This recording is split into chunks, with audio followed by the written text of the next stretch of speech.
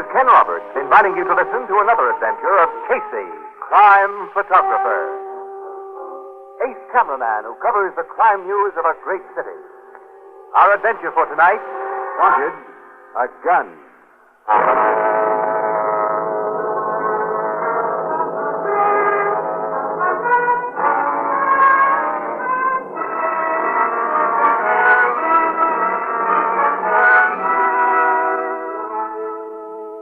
Early evening, a dingy little neighborhood pet shop. Only a few pert canaries are there, half a dozen drowsy puppies, and the poker-faced fat man who is Paxton, the proprietor. Then the street door opens and... Hello, Paxton. Evening, Mr. Mercer. You're, all alone, I see. Yeah? What's that young bull terrier of yours need tonight, huh? Well, I just dropped in to say hello. Ah, that's good of you.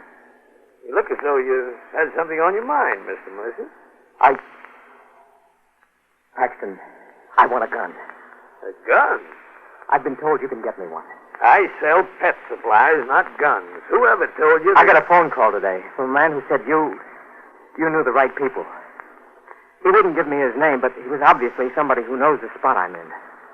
As you must know it, you hear all the neighborhood gossip.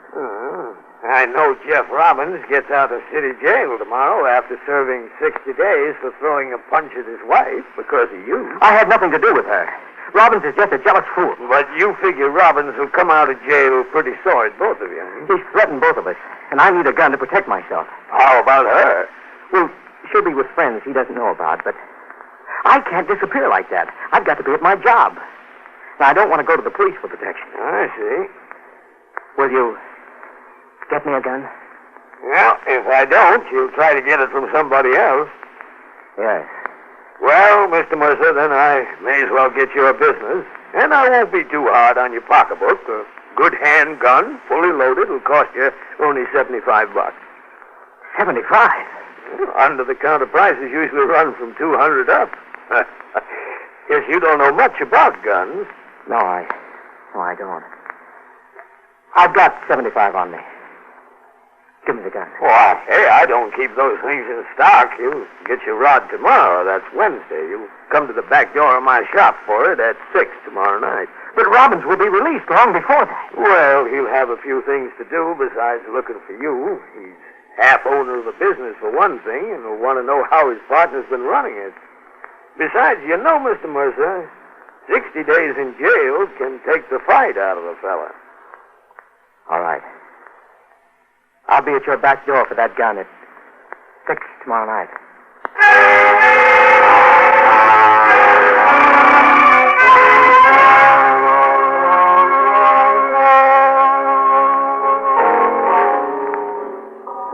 You and Miss Williams working the night shift this week, huh, Casey? Yes, Ethelbert. 4 p.m. till midnight. Darn it. Made me miss out on passes for Wednesday matinee today. Working sure interferes with a person's relaxation. Well, there's one regular pleasure that I count on, boy, and I get it regardless, and that's putting on the old feed bag.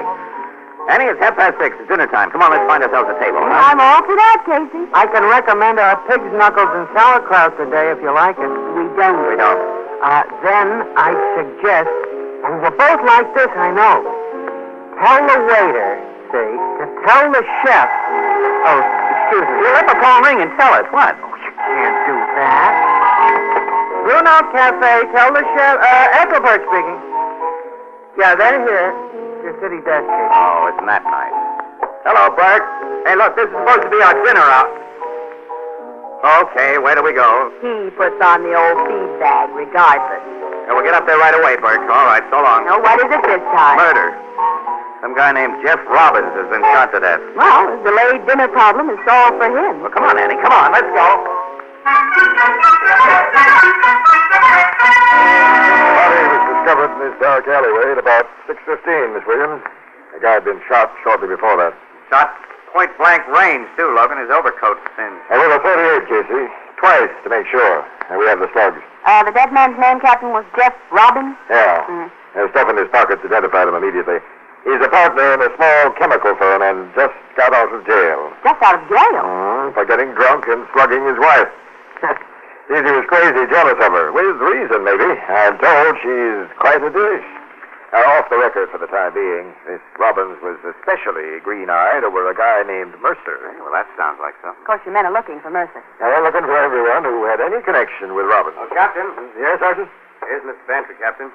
Bantry? The dead man's business partner. Oh, yes. You are Mr. I am Carl Bantry, Captain. Is that under the sheet? Is that... Yes. I'd like you to look at the body, Mr. Bantry. necessary? We need your supporting identification. Very well. Yes, sir. Yes. Oh, now, take it easy, Mr. Bantry. I've known this man ever since. We went through college together and the war, and since then we've been business partners. I understand. Mr. Bantry, I've been told that many people, including his wife, found Robbins a difficult man to get along with. Well, Jeff Robbins did drink too much, and he was subject to fits of wild temper and of unreasoning jealousy, but I liked him. He was a loyal friend and a brilliant chemist. You and he were in the chemical business, Mr. Bantry? Yes, Mr... Casey's my name, Morning Express. I'd like some pictures of you, if you don't mind. Oh, very well. Thank you. Well, just go on talking to Captain Logan. I'll get some unposed shots of you. Oh, there's one more question I'd like to ask you. Now, first, Casey, you'll wait until I ask my question. Oh, all right. And now, Mr. Bantry, tell me what you know about Robbins' recent imprisonment for assault and battery and his attitude toward a man named Hugh Mercer. You've learned about Mercer? Yeah. Your partner was very bitter toward Mercer, wasn't he? He made threats of what he'd do to him after he got out of jail. Yes.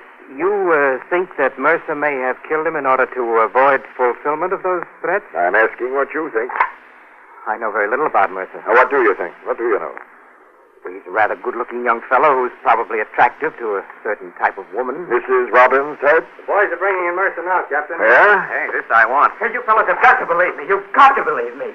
This is Mercer, Captain. They picked him up as he tried to hop a bus 6 blocks from here. Oh, we did, huh? And they found this, Captain, a .38 revolver in his pocket, fully loaded, except for 2 slugs that had been recently fired. I've never fired that gun. I didn't know it had been fired. I bought that gun from Paxton tonight, the pet shop man. First, he swore he'd found it. I'm telling you the truth now. You've got to believe me. Tell me the truth, Mercer. Tell me all about this gun and Paxton's pet shop.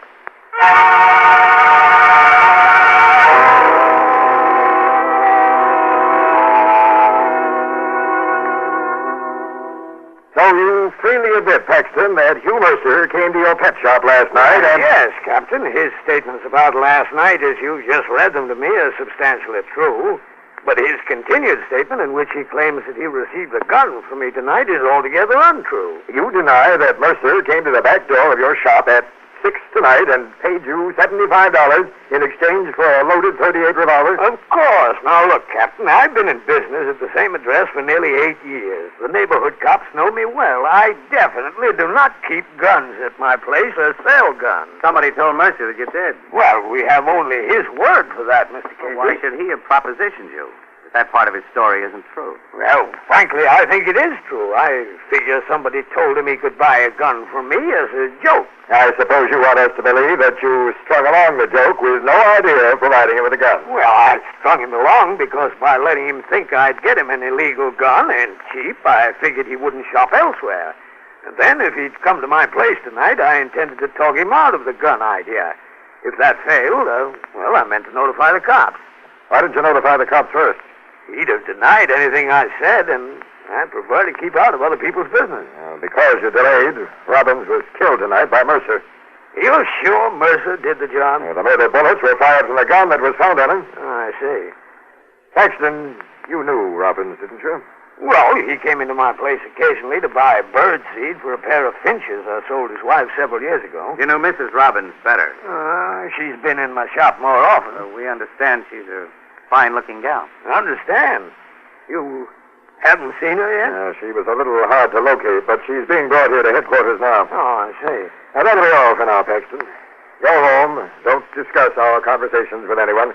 And be back here at headquarters at 10 tomorrow morning. Oh, I'll be here, Captain. Good night. Good night.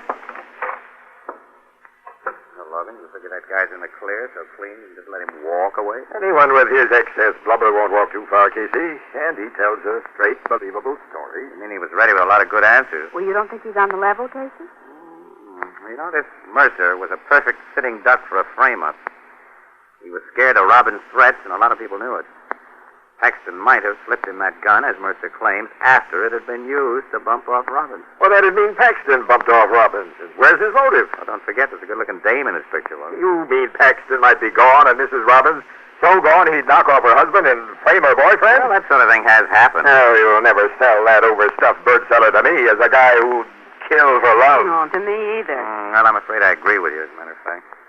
Paxton might take a big chance for big dough, but not for a dame. Mercer did the killing, Casey. Yeah, I guess so. Come in. Mrs. Robbins is here, Captain. This I want to see. You found her at a party, Sergeant? Yes, sir. Just as I phoned you. She left the friends Mercer told us she was staying with early this afternoon and went to another place. Afraid her husband might find her. She was at this party when Robbins was killed, so she's in the clear. Yeah, I figured that since we got Mercer and his gun. Sergeant, do you consider her the heartbreaker we've heard described? Oh, well. And she uses beautiful perfume. Perfume. You'll notice it yourself, Captain. Bring her in. Yes, sir. Beautiful perfume. Some of these cops are yours, Logan. The captain's ready for you, Mrs. Robbins. Thank you. Captain, I am Captain Logan, Mrs. Robbins. how do you do? Hey, she is good looking. So are gold-plated dumbbells. She doesn't make me think of a dumbbell. Please sit down, Mrs. Robbins. Well, thank you, Captain. So you'll find this chair the best, I think. Thank you, Mr. My name's Casey. No, just relax, Mrs. Robbins. We realize you've had some very shocking news. And I shan't add to your trouble. Just a few routine questions. And then you can go home. You're so kind. May I have a drink of water? No, I'll get it. I'll get it. No, I got it. Casey! Well, Logan.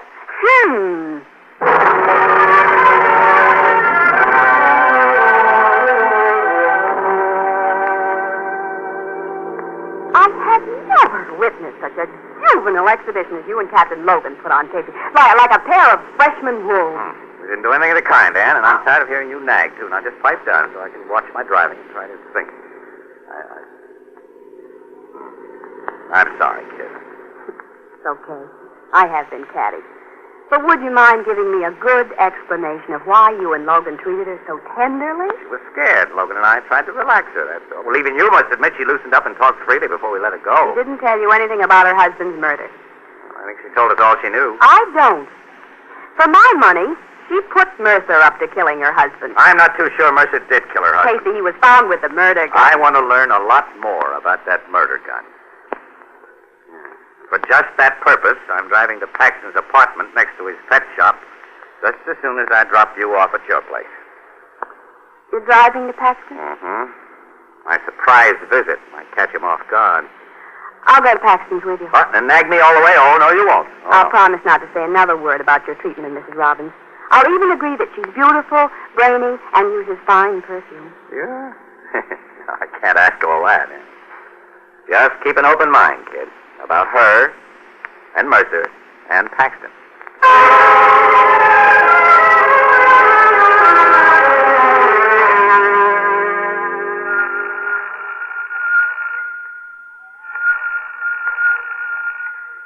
Paxton can't be in, Casey. I ought to try this door.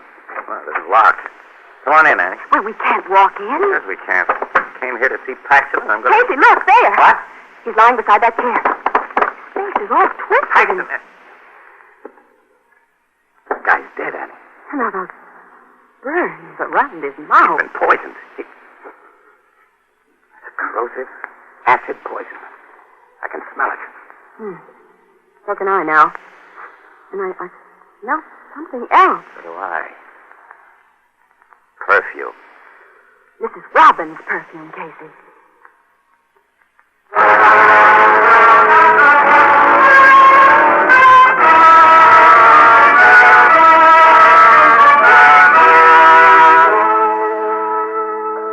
Well, Casey, with the scent of a very distinctive perfume floating in the air of this room, am I still supposed to keep an open mind about the fascinating Mrs. Robbins? But why should she have killed Paxton? Well, like Mercer, Paxton was in love with that woman. And she used both him and Mercer to rid herself of a jealous, brutal husband. Both Mercer and Paxton? Yes. Mrs. Robbins persuaded Mercer that he needed a gun to protect himself from her husband. She knew he couldn't be depended upon to kill anybody, even in self-defense. Paxton was made of stronger stuff. Last night, at her urging, Paxton got Mercer to come to him for a gun by means of that mysterious phone call. And tonight, Paxton shot Robbins a short time before Mercer was to call for the gun, and then gave him the murder weapon for the cops to find on him. Well, then you figure Mrs. Robbins wanted Paxton, her accomplice, out of the way. Yes. She came here as soon as she was released by Captain Logan, suggested that Paxton set out highballs, and there are 2 empty glasses on this table, Casey, and spiked his drink with poison. It's a good theory, Annie, but... Casey? Huh? Something in this dead man's hand. Something that looks like... Let me see it. Yes. It's a piece.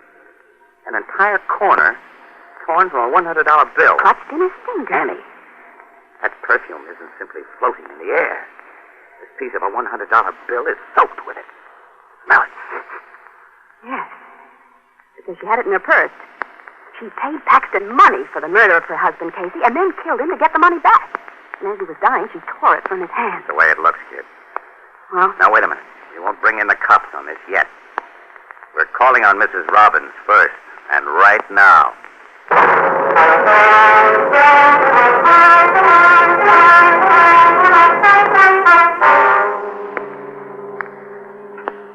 Mr. Casey, why have you and Miss Williams come here? Haven't disturbed your sleep, Mrs. Robbins. After what has happened today, will you please tell me... Where did you go after Captain Logan told you might leave headquarters? Home. And you've been here ever since? Yes. You didn't go to Paxton's pet shop.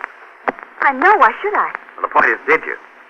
Certainly not. Paxton has been... Now, wait a minute.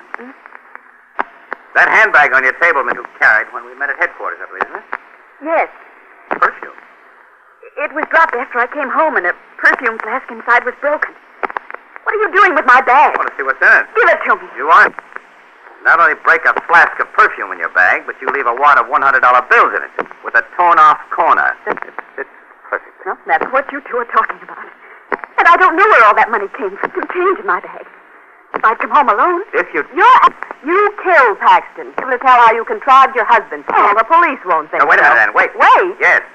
Mr. Casey, you must believe me. You didn't come home alone, Mrs. Robbins? Somebody paid your cab fare? Yes, Mr. Bantry. Bantry? My husband's partner. He was waiting outside of police headquarters. Well, was he with you when you dropped your bag and broke that perfume flask? It was Mr. Bantry who dropped the bag and accidentally stepped on it. Oh, yeah? Who inherits your husband's share of the Robbins and Bantry chemical firm? I do. Was your husband insured in favor of his partner? No. They talked about partnership insurance, but couldn't afford the premium.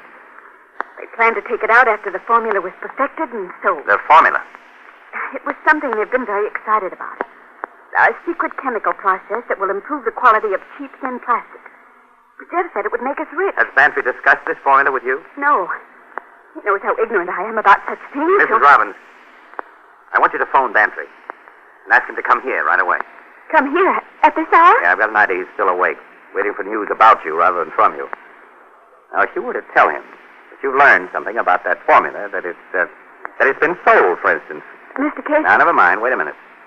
I'll dope out a complete plan of action for you by the time he can get here. And then, I want you to offer him a drink. But why? We'll be here, out of sight. Annie, I'm playing a hunch.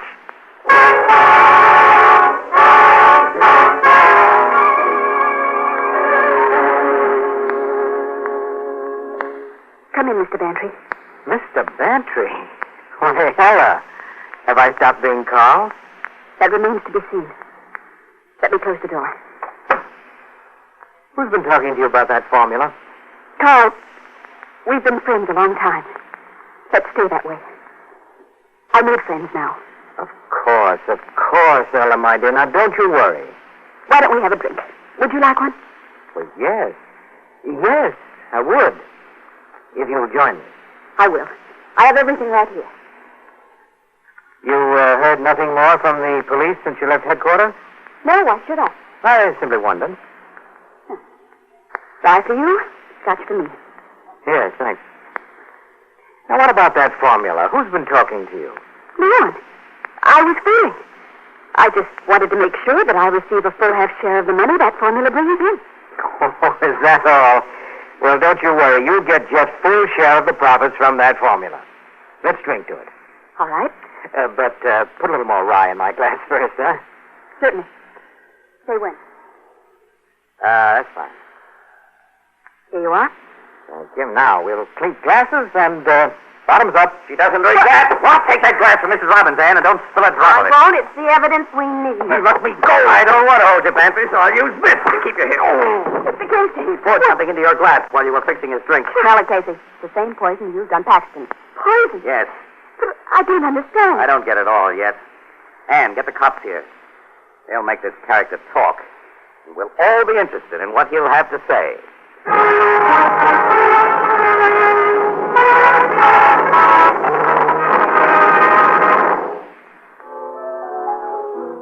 What did Bantry confess to the cops, Casey? Well, we have the full story now, and you can read it in the Morning Express, Ethelbert. I don't want to wait to read it.